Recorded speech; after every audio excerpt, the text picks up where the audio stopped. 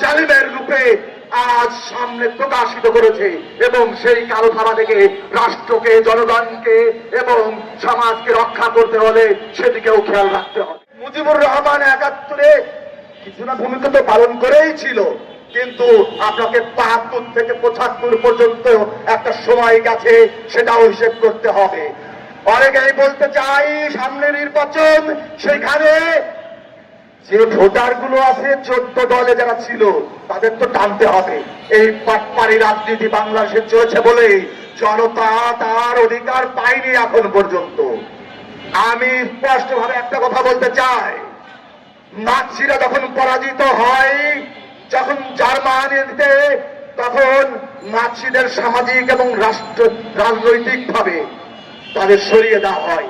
সুযোগ ছিল, সময় আছে, এখনো যারা রাষ্ট্রের বিরুদ্ধে চলে সে যে দলেরই হোক, কারণ আমরা 24-এর পরে দেখতে পেয়েছি শুধু শেখ হাসিনা না, শুধু আওয়ামী লীগ না, শুধু 14 দল না, আমাদের ভিতরে যাদের নিপীড়িত মনে করেছিল তারাও জালিমের রূপে আজ সামনে প্রকাশিত করেছে এবং সেই কালো ধারা থেকে রাষ্ট্রকে, জনগণকে এবং সমাজকে রক্ষা করতে হলে সেদিকেও খেয়াল রাখতে হবে।